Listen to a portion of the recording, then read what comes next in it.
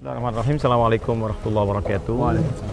Teman-teman, alhamdulillah dengan izin Allah Subhanahu wa taala kita masih meneruskan proses untuk pembangunan pesantren Mira Ma'had Islam Rafiah Akhyar yang sekarang teman-teman bisa ketahui progresnya insyaallah sudah mendekati 50% dari kurang lebih 11 sampai dengan 12 titik yang kita sedang bangun. Setiap unit yang kita optimalkan mudah-mudahan dengan izin Allah Subhanahu wa taala dalam waktu dekat ke depan kita bisa lihat wujudnya yang lebih rapi, lebih baik dan siap insyaallah untuk dioptimalisasikan dengan hadirnya para santri. Teman-teman sudah lihat tadi ada juga masjid yang insyaallah ya sudah mulai akan naik ya ke atas, sudah mulai akan naik batang. Kemudian juga ada kelas-kelas yang sudah mendekati finishing.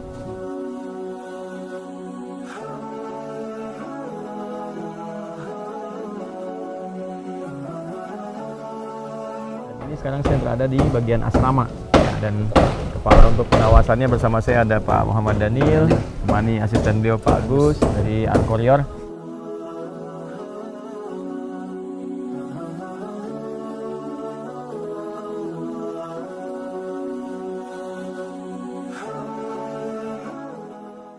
Insya Allah juga asrama ini kita targetkan ya paling telat itu di akhir Juli. Akhir Juli ya, Akhir Juli. Juni ya, Juni. Juni. Jadi semua bisa finish dengan baik. Ya. Sekarang ini kita sedang kejar struktur. Insya Allah kalau cuaca mendukung, saya selalu dalam 2 minggu paling telat itu ada schedule cor Ustaz. Ya, Insya Allah karena kita ada beberapa planning kegiatan. Jadi nanti yang pertama masjid, mungkin lantai 1 sudah bisa ya Ramadan ya? Ya, kita Lantai targetkan 1 ya? yang lantai 1, lantai dasar itu bisa dipakai untuk ibadah bulan Ramadan. Ya, alhamdulillah. Walaupun itu sifatnya fungsional juga Ustaz ya. Ya, tidak ada masalah. Yang penting nanti bisa digunakan. Besok sudah selesai. Ini sebagian gedung bisa dipakai ya. Jadi mungkin ada i'tikaf terbatas. Kemudian, teman-teman yang paling penting saya sampaikan bahwa jadi nanti sebelum ada santri formal, ada santri informalnya yang Mira online nanti seperti saya pernah ungkapkan kita akan ada undangan ya. Sini sesuai dengan kelas-kelas profesinya. Mungkin ada 50, 100 orang. Nanti rencananya bisa istirahat di sini. Nah, kapasitas satu gedungnya berapa nih, Pak? 40 ya? Ya, ada Atas bawah 40 ya? 20 kamar. 20 ya? 20 kamar. Berarti kita bisa average 50 orang ya.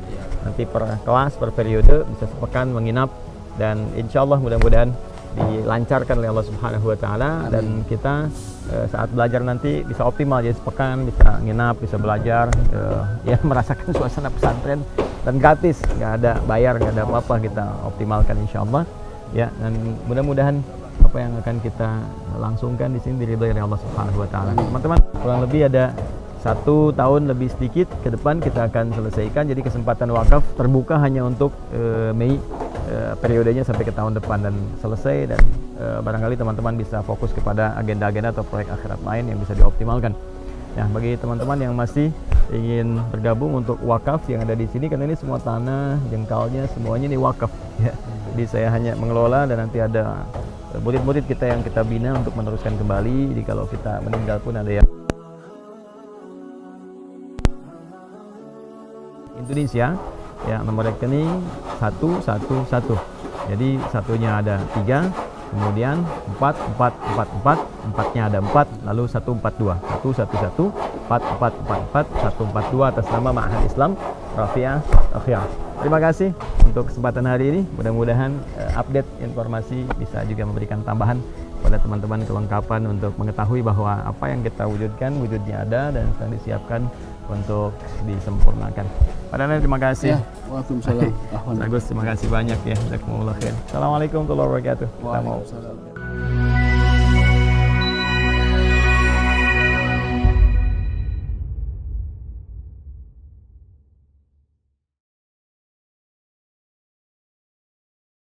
أعوذ بالله من الشيطان الرجيم بسم الله الرحمن الرحيم يا أيها الذين آمنوا كتب عليكم الصيام كما كتب على الذين من قبلكم لعلكم تتقون أياما معدودات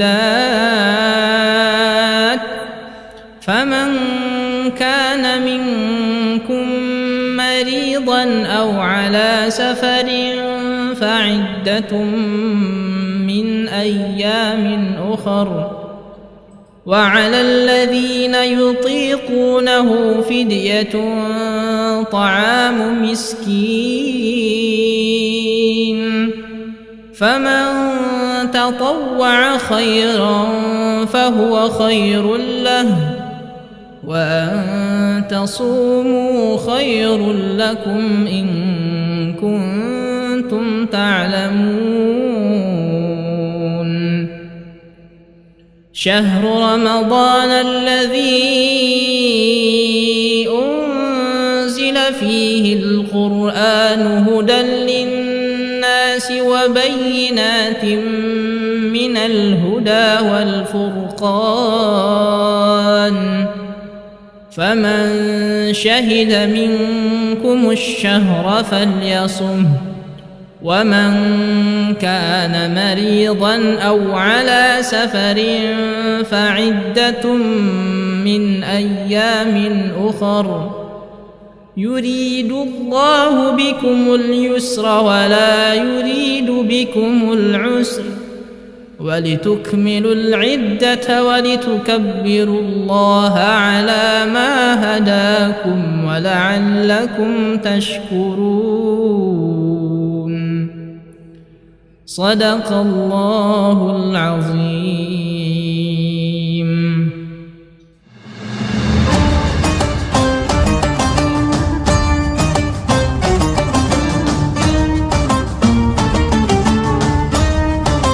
Bismillahirrahmanirrahim. Assalamualaikum warahmatullahi wabarakatuh. Alhamdulillahi rabbil alamin.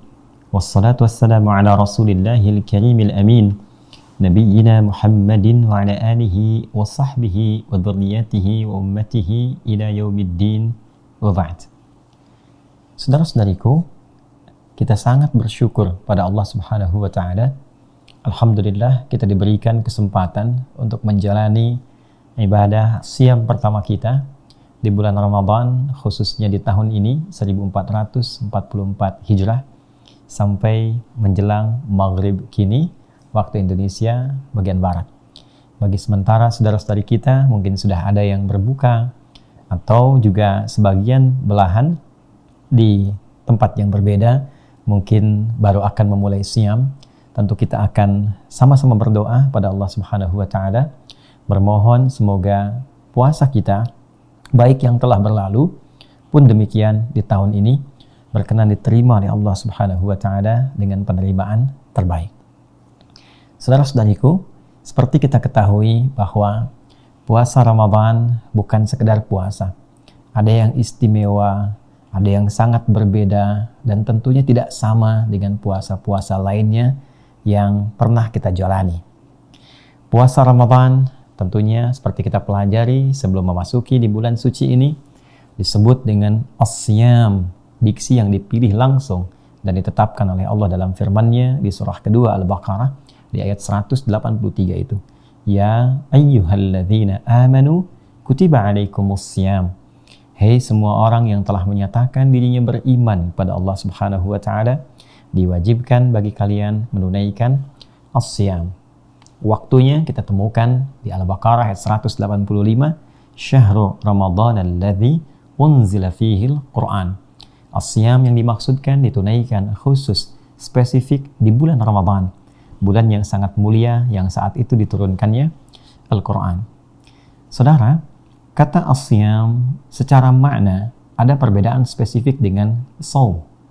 Bila disebutkan shaum, maka katanya menunjuk kepada makna yang sangat umum dalam pengertian menahan, al-imsak. Apapun yang ditahan, itulah shaum. Disebutkan sekali misalnya dalam Al-Quran di surah ke-19 Maryam di ayat yang ke-26. Inni nadhartu lirrahmani shauma. Allah Subhanahu wa taala mengajarkan sekaligus memerintahkan kepada Sayyidah Maryam alaihissalam untuk melakukan shaum. Dalam konteks ini tidak bicara pada seorang pun di masa itu. Falan ukallimal yauma insiya. Ketika beliau dituduh dengan tuduhan yang tidak pantas, padahal tidak pernah disentuh oleh laki-laki manapun, bisa mengandung, melahirkan dengan izin Allah, dengan kuasa Allah, dengan hikmah tertentu, maka ketika melahirkan itu, Allah perintahkan, cukup nanti bayinya yang mengklarifikasi tentang mukjizat yang ia dapati dan tugas yang Allah berikan kepadanya. Sehingga dengan pernyataan itu bisa membebaskan ibunya dari tuduhan. Karena itu, ibunya bahkan diperintahkan untuk tetap makan, tetap minum.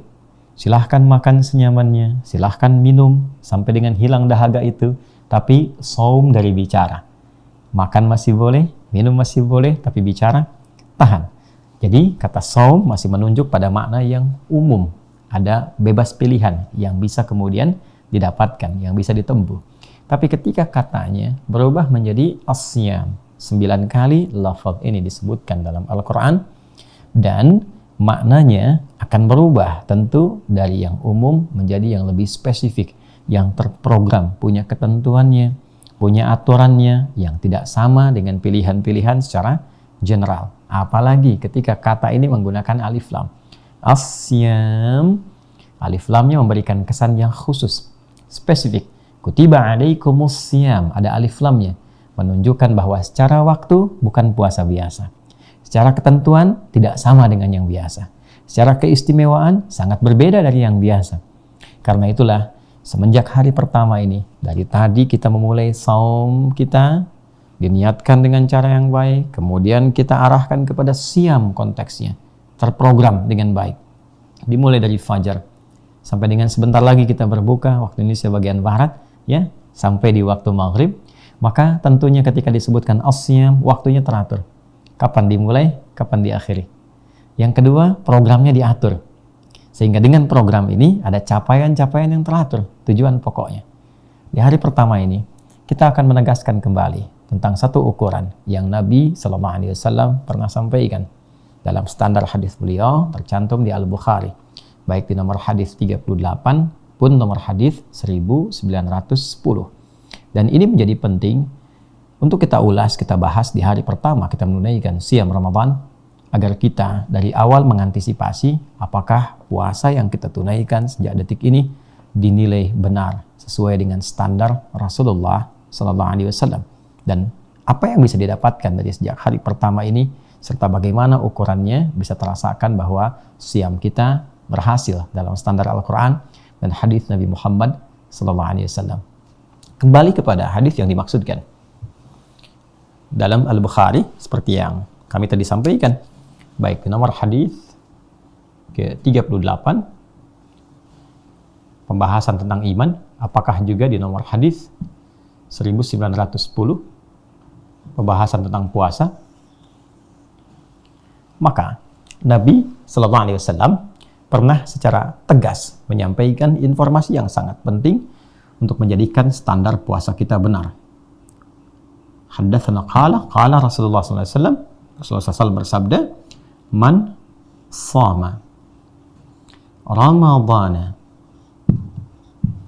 Ini saya kotaki, imanan wahtisaban ghufira lahu ma taqaddama min dhanbi.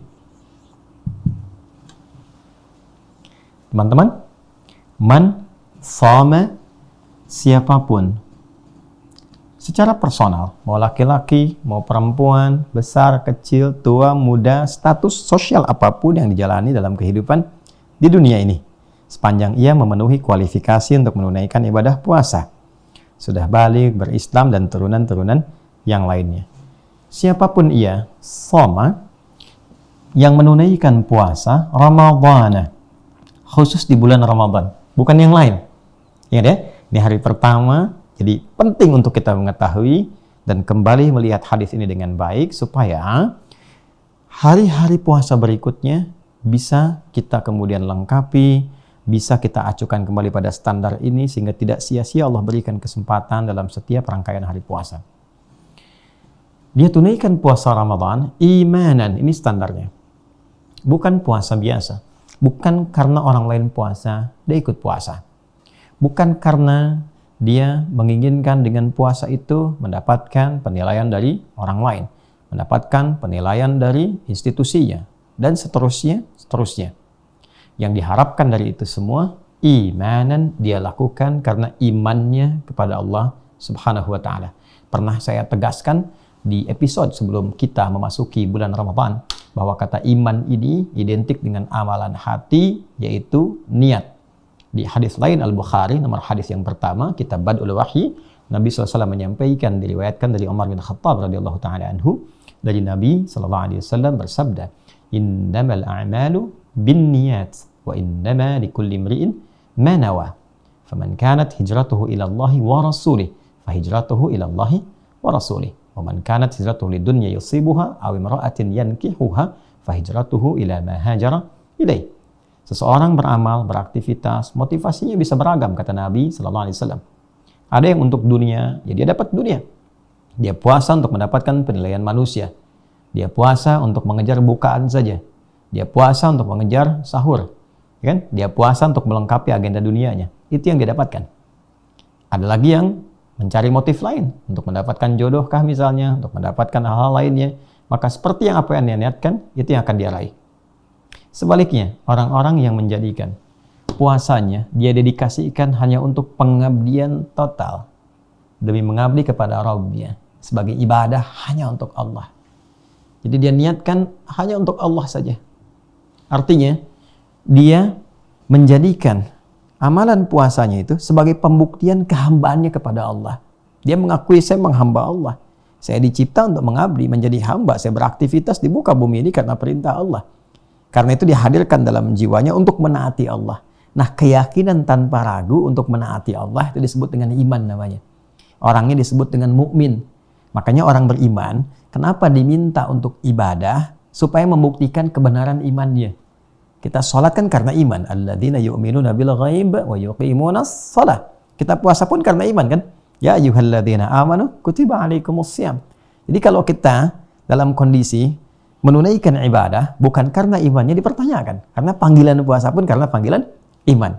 Disinilah sejatinya kita ingin membuktikan kepada Allah sejak hari pertama ini bahwa kita memang berpuasa untuk menaati Allah, untuk menghamba kepada Allah. Nah, orang-orang yang menjadikan niat puasanya sebagai pengabdian, penghambaan kepada Allah, pembuktian keimanannya kepada Allah, lalu wahtisaban, dan dia mengetahui keutamaan puasa itu. Ya, kita mesti belajar nih, bagaimana yang kita bisa dapatkan dari puasa, kasih sayang Allah, keutamaan malam-malamnya, keutamaan ibadah siangnya, lipat ganda pahalanya. Plus, di ihtisab ini juga mengandung makna hisab. Karena asalnya dari hasiba, yahsibu atau yahsabu. Di sana ada hasaba, yuhasibu, ada ihtasaba, yahtasibu. Tapi akar semuanya kembali kepada ha, sin, dan ba. Yang menunjukkan hitungan pada dua sisi. Bisa pada sesuatu yang ingin didapatkan atau sesuatu yang ingin dikoreksi.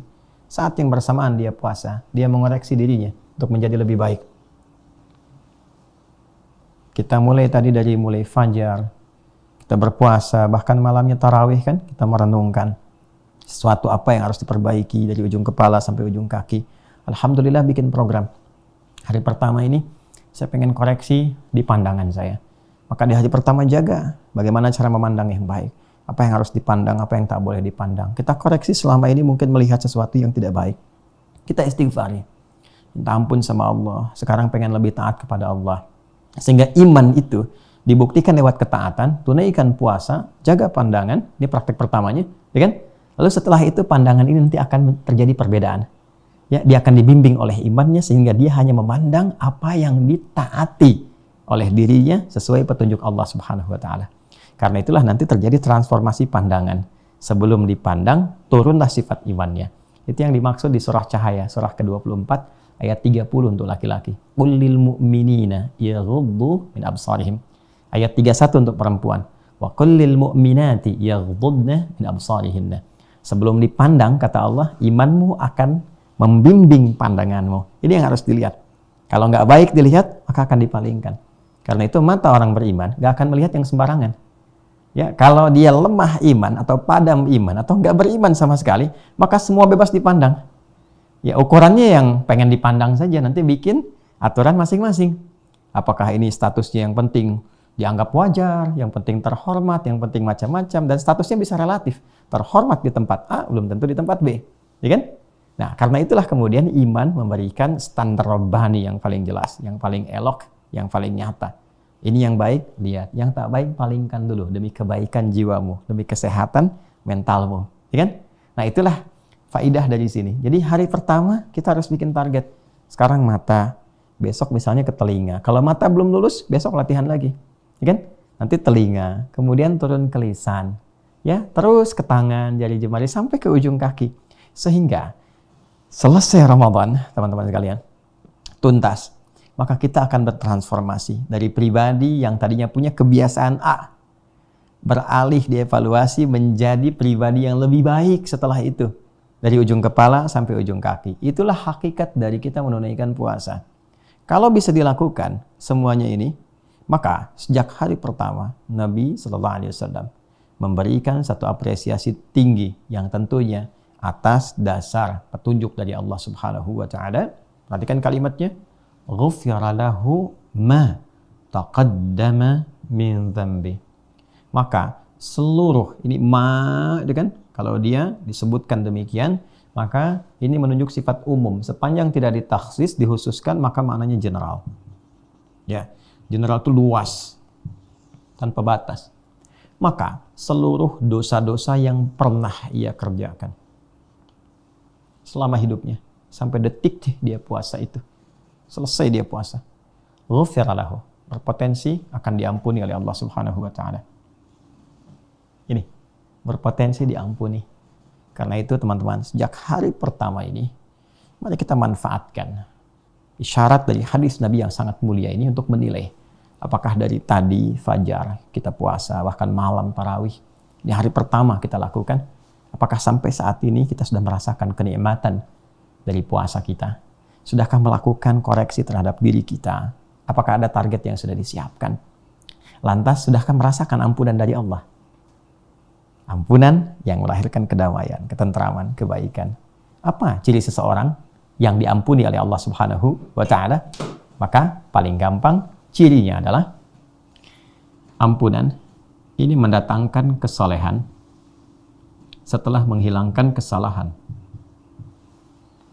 Karena tidak mungkin ada ampunan kecuali sebelumnya ada dosa yang harus diampuni, perbuatan salah. Contoh, mata berbuat salah. Karena itu mengandung potensi dosa. Maka saat Ramadan kita minta kepada Allah untuk diampuni dosa mata ini setelah kita mengoreksi, flashback ke belakang untuk melihat. Maka saat menjalani puasa kita renungi, kita sesali, kita mohon ampunan kepada Allah dan berjanji untuk tidak mengulangi. Maka apa yang didapatkan? Ketika ampunan itu diturunkan akan terjadi perbedaan pada cara pandang kita. Nah, itulah ketika ada ketenangan pada jiwa dan mata mulai memandang kepada yang baik, yang soleh, tidak suka lagi dengan yang salah. Itu cirinya dia mendapatkan ampunan Allah Subhanahu wa taala. Maka mari kita gunakan cara berpuasa menurut standar ajaran Nabi SAW sehingga puasa yang dilakukan memiliki nilai, memiliki kualitas, tidak hanya menahan lapar, haus dari fajar, nunggu bukaan di maghrib, hidangan kemudian dibentangkan dan segala rupa. Tapi apa dampaknya pada perilaku kita? Apa dampaknya pada diri kita? Karena itu, kembali ke sini, puasa yang ditunaikan. Sejak hari pertama kita melakukannya, mesti mendapatkan keberhasilan melalui standar yang disampaikan Nabi SAW sehingga puasa kita punya nilai di sisi Allah Subhanahu wa taala dan Rasulnya. Ini masih hari pertama, teman-teman. Masih ada bentangan ke depan yang bisa kita tunaikan dengan lebih baik. Tapi problemnya adalah kita tidak tahu kapan dari bentangan waktu itu tibanya ajal kita untuk kembali kepada Allah Subhanahu wa taala. Karena itu kita bermohon kebaikan kepada Allah. Kita merasakan boleh jadi ini mungkin hari terakhir kita berkehidupan. Kita tidak tahu apakah hari esok kita masih bisa menunaikan puasa. Malam nanti kita masih tarawih. Karena ajal adalah rahasia yang tidak ditampakkan waktunya untuk melatih kita supaya serius di setiap detik yang kita lalui. Bila berpikir berbuat maksiat, bayangkan akan wafat. Bila berharap ada kebaikan, sempurnakan sehingga nilainya tinggi di hadapan Allah sesuai dengan petunjuk Rasulullah Sallallahu Alaihi Wasallam. Teman-teman, sebelum berbuka, sekali lagi, mari kita optimalkan standar ini. Berdoalah, meminta ampunan kepada Allah, meminta kemuliaan untuk segenap kebaikan kita dunia akhirat, keluarga, untuk mendapatkan ridha Allah yang sempurna sesuai dengan apa yang Allah kehendaki, apa yang Allah cintai. Allahumma taqabbal minna innaka antas sami'ul alim wa tub 'alaina innaka antat tawwabur rahim. Allahumma i'tarafna bi anna dhanbana ya Allah katsir walakinnana ya Allah sya'arna wa i'tarafna bi anna rahmataka wasi'ah.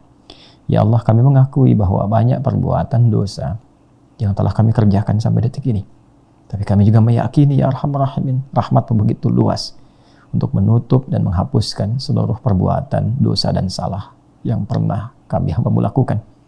Ya Allah, la tada'lana fi maqamina hadha fi kulli maqamin dhanban illa ghafarta. Jangan biarkan ada satupun hamba-Mu yang berkehidupan sampai detik ini masih berlumur dosa, kecuali Engkau ampuni seluruh dosa-dosanya. Wala hamban illa farajtah. Bila pun ada yang masih merasakan kegelisahan, maka mohon tenangkan keadaan jiwanya. Wala asiran illa yassartah. Bila ada yang mengalami kesulitan, maka mohon angkat dan hilangkan kesulitannya. Allahumma tubna ilaika taubatan nasuha. Allahumma alif ya Allah baina qulubina. Allahumma alif baina qulubina warzuqna ni'matat taubati wa jannibna minal ma'asi. Ya Allah, kami bertaubat kepadamu ya Arhamar Rahimin di bulan mulia ini. Maka kami mohon terima taubat kami. Ya Allah, hilangkan segala kesalahan kami dan jauhkan kami dari berbagai perbuatan maksiat yang dapat menjauhkan kami dari kasih sayang-Mu. Rabbana atina fid dunya hasanah fil akhirati hasanah wa qina adzabannar. Wa sallallahu ala sayyidina Muhammad wa ala alihi wa sahbihi ajma'in. Wa akhiru da'wana subhanakallahumma wa bihamdika asyhadu an la ilaha illa anta nastaghfiruka wa natubu ilaik. Walhamdulillahi rabbil alamin. Demikian, selamat berbuka. Assalamualaikum warahmatullahi wabarakatuh.